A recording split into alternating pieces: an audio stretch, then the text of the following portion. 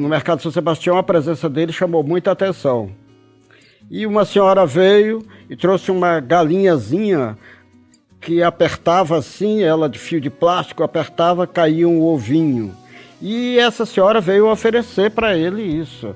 Ele olhou, deu um sorrisozinho e foi a outro lado, onde tinha uns burrinhos de barro, onde tinha outras coisinhas populares e tal. E aí eu vi quando a senhora disse assim: "Ô, doutor, o senhor tem um mau gosto." Então isso me serviu de início de um aprendizado, de saber a coisa do Ceará, de saber a cultura nordestina. Foi aí que eu senti o primeiro momento que se tinha que valorizar a coisa natural, a coisa popular, a coisa cultural nossa. Então o Bandeira foi de grande importância nisso. Antes do Antônio Bandeira chegar em Fortaleza para inaugurar o Museu de Arte da Universidade do Ceará, já corria na Vila Diogo, onde eu nasci e fui criado, que o filho do seu Sabino Bandeira ia chegar e que era um artista importante. Eu, amigo do Armando, o irmão mais novo do Bandeira, procurei e quis saber mais. O vi rapidamente, chegando à oficina, à Fundição Santa Isabel, e lá dentro de mim eu tinha uma ideia de ser artista plástico. Então eu sentia que era uma grande chance conhecer esta pessoa. Fui à inauguração do museu, entrei quase como penetra e cheguei ao Antônio Bandeira pelo Armando, e o Antônio Bandeira disse: "Ele é artista." E o Antônio Bandeira riu. Como eu desenhava nas calçadas e essa coisa toda, era um artista. Ele disse para mim, com aquela voz rouca, grave, disse: "Procure um centro maior, vá competir, leve essas coisas e vá. Eu sei que vai ter saudade daqui. Um dia você vai voltar, como eu também vou." Isso me foi o suficiente. O Antônio Bandeira é um artista de ponta, é um artista de um reconhecimento internacional. Nada melhor para um país ter representatividade tão grande nas artes visuais como o Antônio Bandeira representa para o Brasil.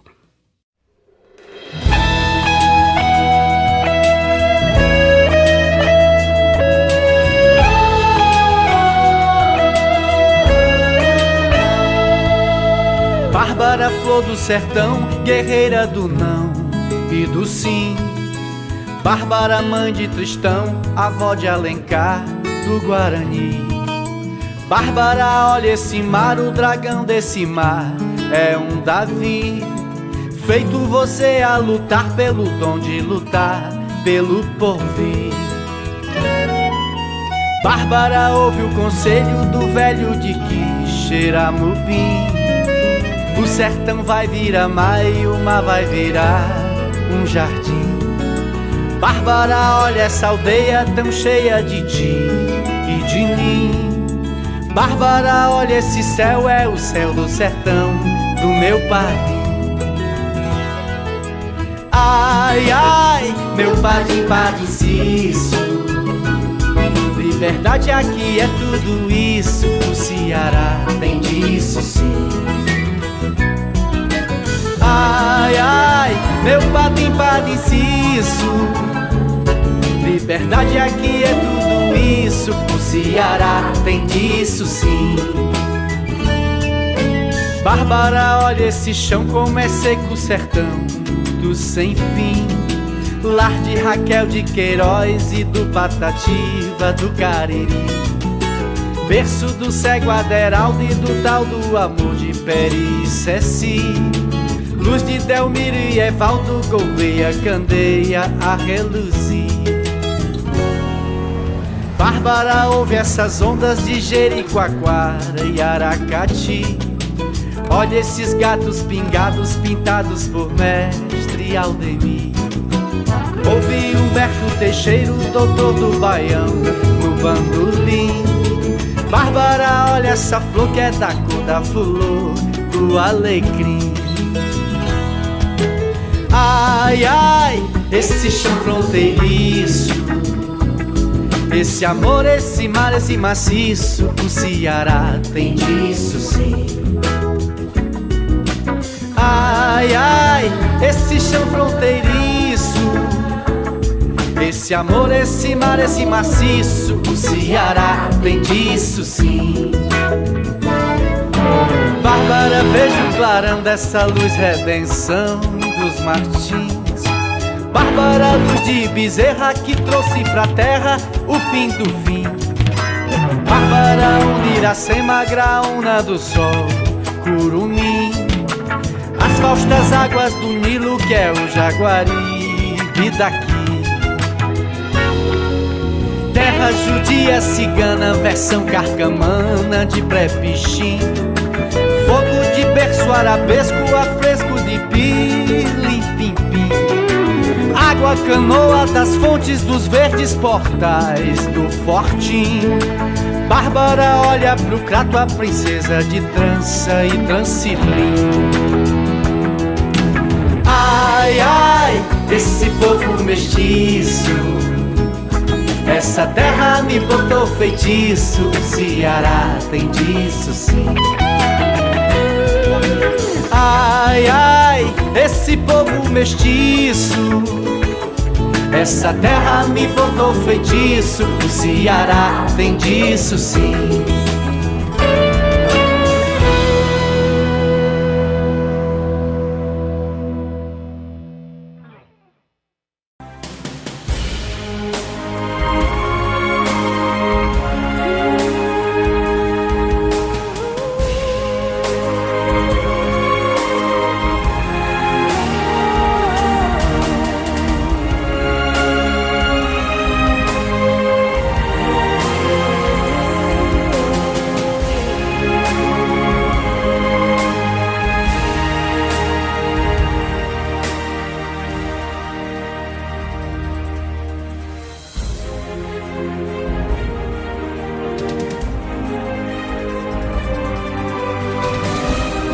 Ousadia, efervescência.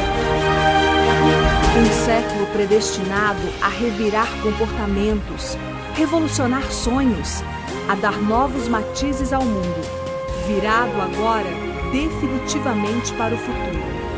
As grandes potências há pouco haviam saído da Grande Guerra, que mudaram o mapa geopolítico da Europa.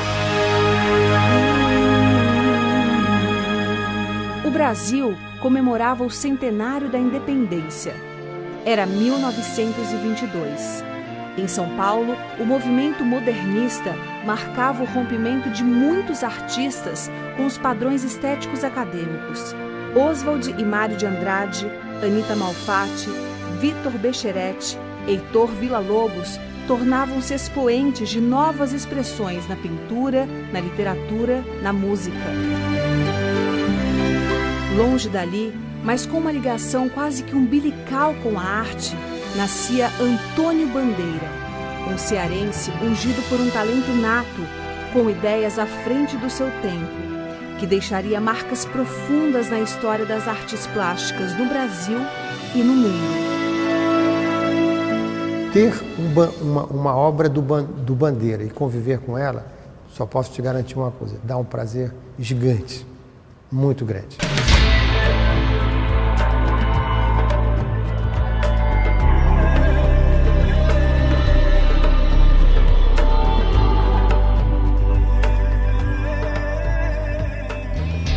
A família do Bandeira era uma família trabalhadora, de classe média, mas bem situada profissionalmente. O vovô era um homem muito conservado, muito dedicado à família, foi adquirindo recursos e realmente conseguiu ter seu padrão de vida bem. Vovô tinha fazenda, vovô tinha gado, vovô tinha casas. Na época tinha uma condição e eram vários irmãos. E o Bandeira não era o único que não trabalhava na fundição, era o que estava sempre pintando, estava sempre desenhando, estava com seus amigos fazendo trabalhos, riscava calçadas com carvão. Ele não aceitava ir para a fundição, ele apenas ia para contemplar o trabalho do vovô, a mistura do fogo, aquele fogo derretendo, né? Então os irmãos reclamavam, agora a gente dando duro e ele não vem. E um dia o vovô chamou, você não vai ser vagabundo, você tem que trabalhar. Ele disse, papai, não se preocupe, o senhor vai um dia ver o seu filho conhecido internacionalmente. O Bandeira se inspirou muito nas fagulhas, na fundição do meu avô. Ele desenhava, tem desenhos dele, ele desenhando fotos de desenhos dele dentro da fundição, desenhando, vendo os trabalhadores, aqueles trabalhadores do meu avô, fazendo os cadinhos de ferro, fundindo ferro, bronze. Ele é autodidata, então era dele mesmo. Ele desenhava nas paredes da casa da vovó, desenhava onde chegava. Se ele parasse... Sempre teve com ele aquela vontade de pintar, né, de criar, de querer produzir. E é algo nato que vem de dentro da pessoa, né, de pintar. Ele gostava muito de ler. Então, como naquela época os mendigos, né, passavam pedindo esmola, e ele, para não estar se levantando, a vovó tinha fazenda e vinha aquelas cuias, chamada cuia, cabaça, né? Ele enchia de farinha de rapadura. Então, ele sentado ali mesmo, lendo, desenhando, quando passava um pedindo uma esmola, ele pegava a vasilhazinha, tirava, já botava no saco. Antigamente pedia esmola assim, no saco. Ele colocava a farinha, dava rapadura, era banana. A vovó já sabia que tinha que preparar aquilo ali, porque ele não passava uma pessoa que pedisse esmola que ele não desse esmola. Porque ele nunca foi menino de brigar. Ele era muito amigo mesmo. Ele era desse de tirar a camisa para dar para vestir quem tivesse sem camisa. Quando ele era pequeno, ele fazia alguma malcriação, alguma coisa, o vovô sempre dava umas palmadas e ele disse que hoje eu agradeço as palmadas que meu pai me deu, né? Mas ele estava muito com a vovó, ele gostava de beijar, de abraçar, tirar ela do canto, botar no outro. Ele era louco pela mãe, pelo pai, então ele é uma pessoa muito carismática. Talento todos nós temos, uma questão de você desenvolver ou não desenvolver. Quer dizer, então, hoje, se você vê esses menininhos na beira-mar, com carvão, desenhando no chão, ele já tem um talento, ele precisaria de uma orientação. No caso do Bandeira, ele teve a sorte e a sensibilidade de ir para uma professora de desenho que tinha aqui no Ceará. A Mundica, que é a professora, Mundica Paula, ele trabalhava, ela morava pertinho. Agora, só que lá ele não desenvolveu essa pintura abstrata. Isso foi depois, quando ele chegou em Paris, na Rosane, no Rio. Mas os desenhos eram usando couro, abacaxi, ele fazia um trabalho com abacaxi, com a casca do abacaxi, desenhava. Mas o Bandeira era um pesquisador, um grande pesquisador. Eu cheguei a ver trabalho de papéis com jiriquitis, com plumas de pássaros, couro, parte de couro que ele fazia experiências. Um dia também, não se sabe, ou eu não sei como, Bandeira teve a possibilidade de ver um trabalho do Van Gogh. E o trabalho do Van Gogh, como se sabe, é um trabalho bem forte, é um expressionista, né? Que o trabalho tem um impacto. E isso tocou no Bandeira, quando ele viu o trabalho, porque ele teve a possibilidade de comparar o que ele fazia com a Dona Mundica e o que ele estava vendo do trabalho de um artista famoso no mundo todo, em toda a história da arte. Pois ele foi ter aulas no Liceu de Artes e Ofícios. Aí já uma coisa mais profissionalizante, não ainda com uma liberdade muito maior. Se você pega os trabalhos dele feitos entre 1940 e 1942, ele já tem um traço expressionista, que é moderno. Os regimes totalitários se expandiam. O fascismo de Mussolini, o nazismo de Hitler devastam milhões de vidas, segregam raças, ditam regras. Não tarda para mais uma vez o mundo explodir numa nova guerra.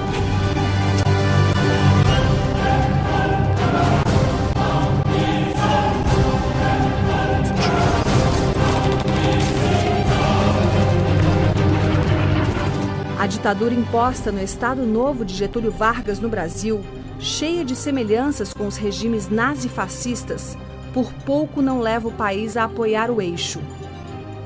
Mas os interesses econômicos bancados pelo governo norte-americano os unem aos aliados. O conflito duraria 6 anos, tempo em que mobilizou praticamente todo o globo e matou mais de 50 milhões de pessoas. Passou a frequentar um meio jovem que já se propunha a fazer uma renovação da arte aqui no Ceará, né?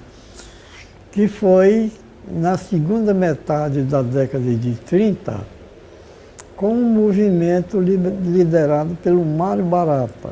Um dos primeiros núcleos de arte moderna do Brasil foi aqui no Ceará, com a SCAP, depois a CAN. Depois ele tem contato com Jean-Pierre Chablot. Quem era Jean-Pierre Chablot? Era um suíço que, de repente, chega aqui no Brasil, descobre uma terra completamente com uma luz diferente, com um povo diferente, vindo como refugiado de guerra. Chega no Ceará e encontra um ambiente tão ou mais importante que era o Rio de Janeiro, com artistas modernos já aqui. O Chablot vê nisso aqui um terreno extremamente fértil. Tem contato com o Bandeira, que já fazia parte de todos esses grupos, o Estrigas, né? E inúmeros outros artistas. E o Chablot vê no Bandeira um talento especial, como viu no Aldemir Martins também. E Bandeira sentiu que estava na hora de procurar um meio onde ele pudesse chegar ao objetivo onde ele pretendia chegar, que ele já tinha plena consciência do que queria. O cônsul da França vem ao Ceará e vê obras do Bandeira numa exposição, compra algumas obras dele. Reconhecido o valor do Bandeira, reconhecido o valor do Aldemir. Bandeira foi o primeiro, viajou com Chablot. Logo de entrada no Rio, fez uma exposição, vendeu tudo.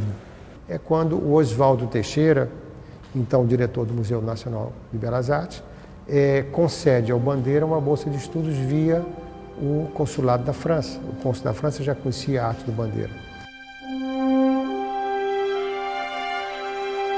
Quando expõe no Rio de Janeiro, ele fez uma exposição muito interessante na Galeria Ascanaz, que na realidade era uma livraria de um livreiro polonês, onde as pessoas tinham chance de expor, sobretudo, arte moderna. E nessa exposição, muito elogiado pela crítica local, um dos críticos diz: é uma pena que o senhor Bandeira vai para Paris. E nessa época a Europa estava começando a surgir com mais ênfase a arte abstrata. Foi embora para Paris, sempre dentro dos objetivos dele, né? Uma bolsa de 1 ano, mas que na época era uma bolsa de 500 francos. Com 500 francos talvez você pudesse viver uma semana em Paris, dentro da cidade universitária, que era para onde as pessoas iam, né? Foi o Bandeira, foi o Mário Barata, que era um conservador do Museu Nacional de Belas Artes, vai um cineasta e vai o Pedrozinha, que era um escultor. Quer dizer, eram os 4 brasileiros que foram agraciados esse ano com essa bolsa de estudos. Só que o Bandeira queria mais. Ele chega em Paris, não contente em ficar num alojamento dentro de uma universidade, resolve ter o seu próprio ateliê. Passa 5 anos lá, se entrosou com o meio artístico, viveu Paris. Não foi um artista que fosse à Europa passear, nem olhar e depois voltar e dizer que havia estado em Paris, dizer que havia exposto em Paris e qualquer biboca por lá. Não. Ele viveu, conviveu com os grandes artistas de lá, teve amizade com eles, né? Para ele ter o seu ateliê, ele teria que ter recursos, né? Então ele passa a vender as suas obras e frequentar os cafés e ter contato com o mundo exterior, sem falar uma palavra de francês, ele vence.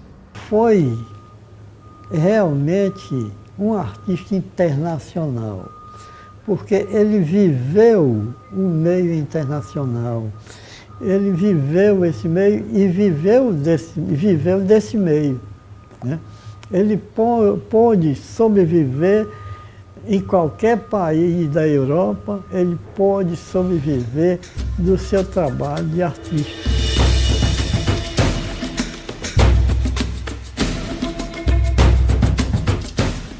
Enquanto a guerra maltrata de um lado, Carmen Miranda, a pequena notável, ultrapassa fronteiras e conquista a América com seu gingado tropical. Uma avalanche de produtos americanos invade o Brasil. As telas do cinema emocionam o público com o romance vivido por Humphrey Bogart e Ingrid Bergman. Era tempo também do existencialismo de Jean-Paul Sartre e da realidade crua de Nelson Rodrigues. Nessa atmosfera, Antônio Bandeira deixava Fortaleza rumo ao Rio de Janeiro. Dali, em muito pouco tempo, conquistaria um mundo novo, que ganharia formas e tons únicos. O ateliê dele era repleto de coisas do Ceará. Tinha pequenas esculturas que eram feitas na fundição do pai. Um cancã, aqueles diabinhos feitos de chapa de ferro. Tinha esvoto. Tudo pendurado na parede. Rede. Então, as referências dele da terra eram muito grandes e ele era apaixonado pela terra. Depois de 5 anos de estudar em academias, em escolas de arte, estudar pintura, estudar gravura, fazer o desenho, frequentar os meios, participar de exposições. Depois desse período todo de vivência e trabalho lá na França, ele veio a Fortaleza. Agora, ele mantinha correspondência com os amigos dele, né? Ele se queixava de não ser reconhecido. Isso era uma coisa que ele tinha queixas brutais. Mas ao mesmo tempo que ele tinha queixa, ele foi extremamente generoso, apesar da universidade ter comprado os quadros dele, tá certo? Que hoje, sem dúvida nenhuma, é o maior acervo de obras do Bandeira do mundo, é da Universidade Federal do Ceará. Parte foi comprada e parte foi doada. Então, ele queria perenizar o nome dele na cidade dele, na terra dele. Ele fez essa exposição e passou algum tempo aqui. Aí é que a gente vê o Bandeira, depois famoso, andando aqui pelas ruas, conversando, indo ao mercado, indo ao Mucuripe, fez um filme por aí.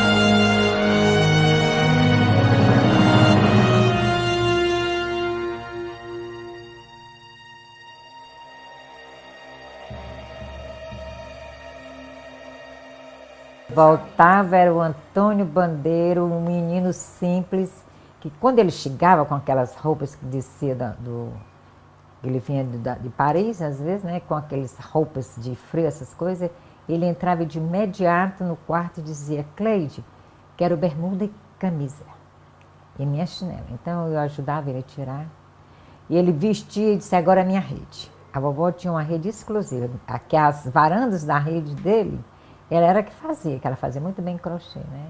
Aquela rede dele era guardada numas malas, ela tinha 2 malas grandes de madeira. A rede dele, o lençol dele, ninguém mexia. E ele tinha o maior orgulho de dizer que era cearense, ele nunca disse que ele era francês, nem que ele era carioca, enfim, brasileiro em primeiro lugar e cearense como ninguém. E ele fica muitos anos sem vir ao Ceará. Aí todo mundo diz: não, ingrato. Não, muito pelo contrário, ele queria vir já com estofo de artista, o mínimo, que ele vai para Paris em 46 e ele volta ao Ceará em 51. Então, o que ele estava querendo fazer? Ele estava querendo criar, pelo menos, como dizem os franceses, um pé na terra, né, para poder voltar vitorioso. Quando ele chegava, deitava e ia conversar. Não queria ser interrompido com o telefone, de jeito nenhum. Eu estou com a minha família. O negócio dele era irmão, sobrinho, pai, mãe, os amigos. Ele era povão simples, simples, simples. Ele não gostava de nada exagerado. Tem uma sequência de imagens que ele tem da última viagem que ele fez aqui, se eu não me engano, em 60 ou 61, já não lembro mais. Ele, muita vontade, com uma roupa de algodão, deitado numa rede, ou lá no mercado municipal, no meio de um monte de galinha e de bode. Quer dizer, então, extremamente à vontade dentro da terra dele. Ele falava que era nascido de pessoa humilde, né, porque meus avós nasceram em Pacatuba. Mas eu sentia nele, porque pela convivência que ele tinha com as pessoas mais simples, a gente notava que ele tinha orgulho de ter sido assim uma pessoa, de ter nascido em berço rico, né? O berço rico foi conquistado por ele mesmo, né? Na política internacional, os conflitos entre os blocos capitalista e socialista que encampavam a Guerra Fria ganham força. No Brasil, o clima é de franco desenvolvimento econômico, capitaneado pelo então presidente Juscelino Kubitschek. Os 50 anos em 5, consequente industrialização do país e o seu feito mais importante, a construção de Brasília, nova sede da capital federal.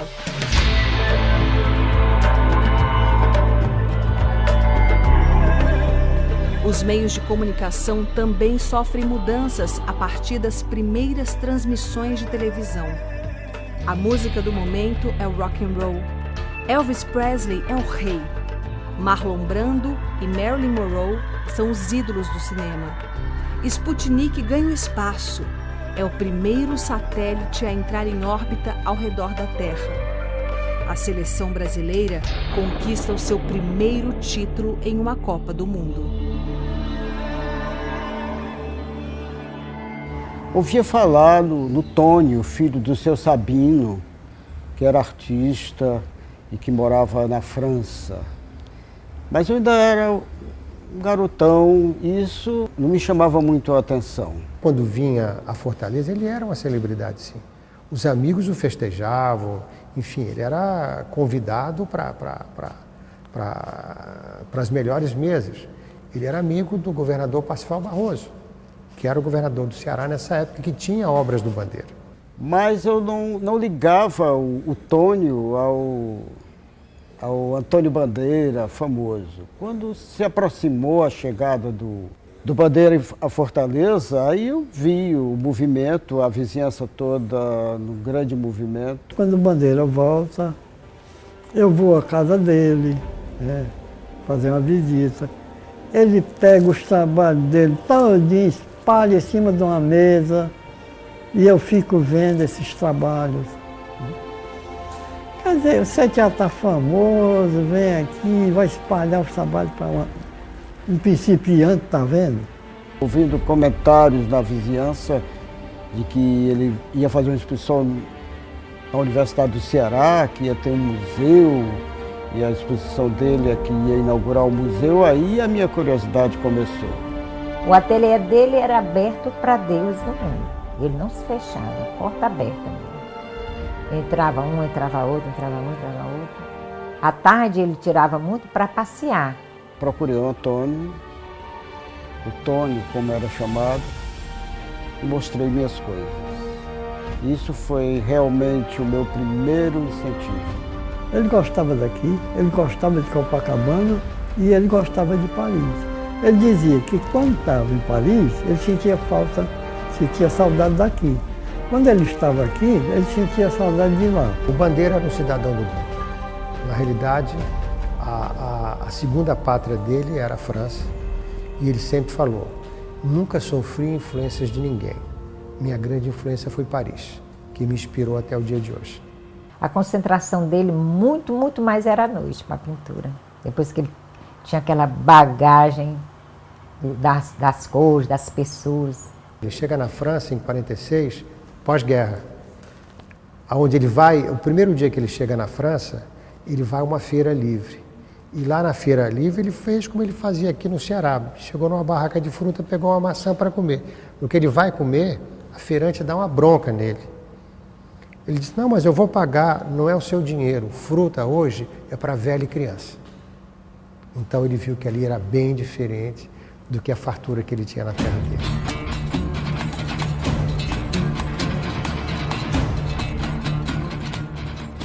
O Bandeira, na hora certa, disse, procure um centro maior. Eu fui para o Rio de Janeiro. E no Rio, lógico, reencontrei Antônio Bandeira, não nos primeiros dias, nos primeiros momentos, mas me foi muito importante essa convivência enquanto ele passou uma temporada no Rio antes de voltar para Paris. Essa palavra, esse estímulo que o Antônio Bandeira, essa atenção que o Antônio Bandeira deu para um jovem, no caso eu, foi importantíssimo. Contra a cultura. Mais uma revolução de comportamentos, de ideologias. O feminismo e os movimentos civis em favor de negros e homossexuais ganham adeptos. Os hippies pregam a era de Aquário, o faça amor, não faça guerra. Uma alusão à Guerra Fria e à Guerra do Vietnã. O Brasil se encanta com a Jovem Guarda e os reis do Iê, Iê, Iê. Brigitte Bardot reina absoluta como maior símbolo sexual da década. Na contramão da liberdade, o Brasil entra num regime de exceção que duraria 21 anos. A ditadura militar estava a postos para amordaçar quem ousasse desafiá-la. Avesso a limites, o homem que amava a cidade banhada de sol se recusaria a viver nessa realidade. Estava escrito o epílogo de uma história marcada por cores fortes que retratavam sentimentos únicos, muitas vezes incompreendidos. Quão grande era a alma desse pintor-poeta. Quando ele desenha paisagens, desenha figuras, a gente, é claro que entende. Mas a parte de abstracionismo, a gente é um pouco difícil de entender. Mas aqui e acolá ele dava um entendimento que era momento, ele disse que aquilo ali era sentimento, ele colocava muito sentimento nos quadros. Que ele dizia assim, não olhe os meus quadros com os olhos, olhe com sentimento. É um artista multicultural, né? Durante toda a sua vida ele pesquisou técnicas e materiais e para mim o mais extraordinário é que ele sai do Brasil figurativo e volta abstrato. Alguns dá para entender, mas a maioria da família não entende não. A abstração do Bandeira, ela não era só puramente abstração, era uma abstração carregada de um extremo contato pessoal, sobretudo com a arte figurativa. Ele conseguia fazer uma abstração figurativa. Em 65 ele pinta um quadro abstrato, que são simplesmente 3 jangadas. Quer dizer, então a figura estava muito enraizada dentro da sua produção. Se o Bandeira não morre prematuramente, por um terrível, infeliz acidente, em 67, seria um dos pintores abstratos mais importantes do mundo. Por quê? Ele estava extremamente conectado com a Europa. Ele ia fazer uma exposição nos Estados Unidos. Os Estados Unidos, nessa época, estava começando a reconhecer Pollock. Imagina o público americano em contato com a arte abstrata do Bandeira. E o que ele produzia em 67 já era completamente diferente do que ele fazia anos anteriores. Quer dizer, então ele estava em franca produção, em franca modificação.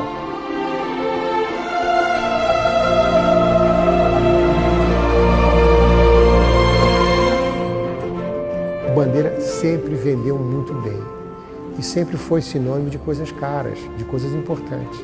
Talvez hoje ele tenha uma hipervalorização que simplesmente o que aconteceu? As pessoas colocaram ele no lugar onde ele já deveria estar há muito tempo. Agora, o talento dele é uma coisa inegável. inegável. Cada vez mais está se valorizando os trabalhos do Bandeira, os óleos do Bandeira são muito valorizados. Inclusive, recentemente, né, foi leiloado um trabalho com alguns milhões. O trabalho dele tem um cunho muito mais universal do que regional, qualquer coisa regional. Ele envolve um universo de coisas dentro de uma superfície de um quadro. Quando a vovó morreu, ele foi para ser dividida a herança e ele dizia que quem era para dar herança à vovó era ele, não a mãe dar herança a ele. Ele não tinha orgulho, ele não tinha ambição por dinheiro, nada.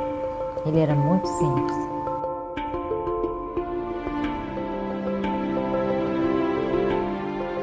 Nos levou a perceber que a arte podia se manifestar com muito mais liberdade do que a que já tinha. Ele deveria ser mais reconhecido.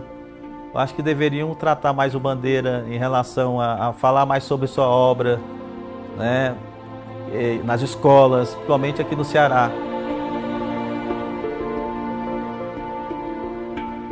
Tinha gente que passava só para olhar. Ei, Dona Maria, o Bandeira chegou, seu filho. Ele, entre. Aí mandava entrar. Conversava, você me conhece de onde? Quem é você? Ah, você é amigo do meu pai, da minha mãe? Então é meu amigo também. E abraçava, sabe? Ele era assim.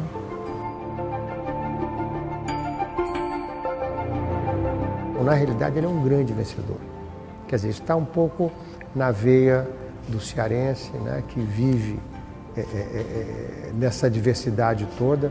Um paralelo ao Bandeira é o Raimundo Sela, um paralelo aos dois é o Vicente Leite. Ele lutou para chegar a esse ponto, né? Na sua modéstia, na sua simplicidade, desenhando, ajudando. Ajudava muito aos pintores novos. Tarcísio foi um que deve muito valorizar ele. Ele mesmo disse que ele apoiou, recebia ele muito bem no ateliê, dava noções de tudo que ele precisasse, assim, todo o apoio. Então ele foi um merecedor.